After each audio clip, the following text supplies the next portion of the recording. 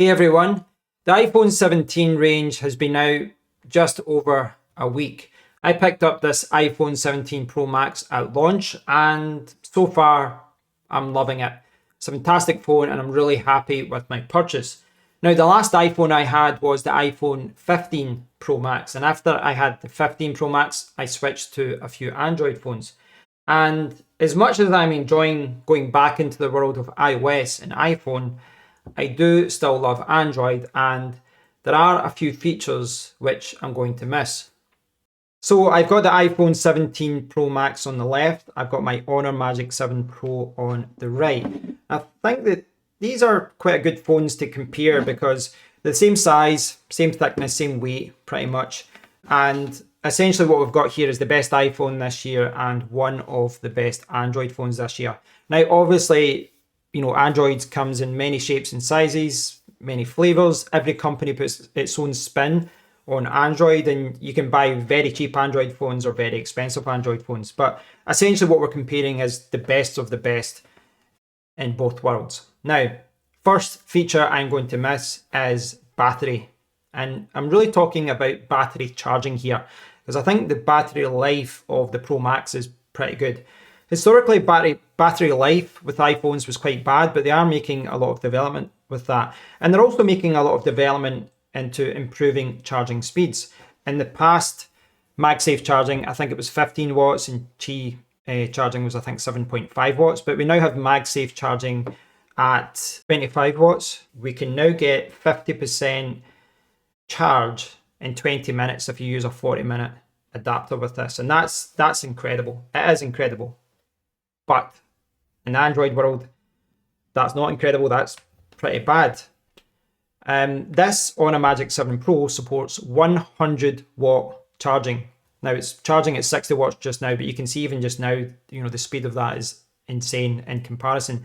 So this supports up to 100 watts wired charging. It supports up to 80 watts wireless charging. And, the numbers just tell the story there.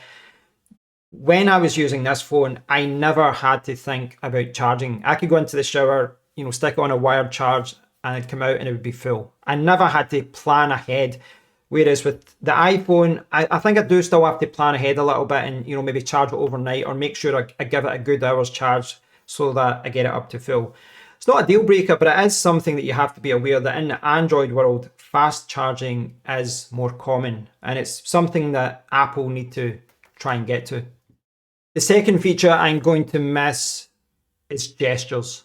Now, whenever you go from Android to iOS or iOS to Android, there is a day or two where everything seems back to front, upside down. And it's just because the muscle memory with your thumbs, with your fingers, it's used to doing it the old way.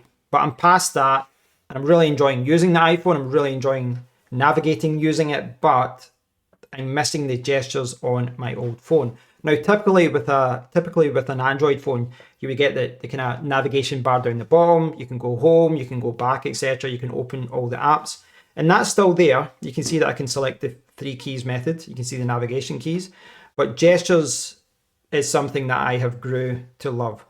This was something that I was not doing at first, and all my viewers were like, "You have to use this." And once you get used to it, you can see like that. It's great, but the gesture that I really grew to love, and the one that I'm really missing on iOS, is the way to go backwards easily. So if just pick any random video, like I can go back like that, and you can do it the other way as well. So if I click on any random video and I do this, I go back.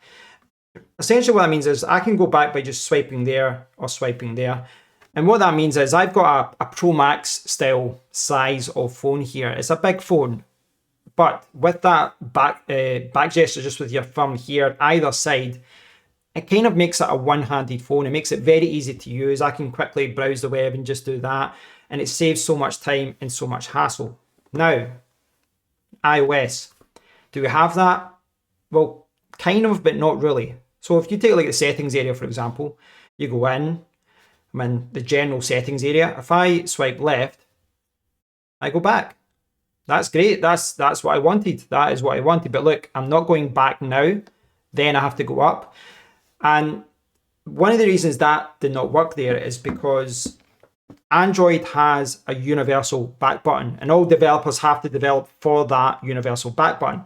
There's no universal back button in iOS, which means that app developers and they can develop it how they see fit, which means that sometimes the back button's at the top, sometimes it's at the bottom.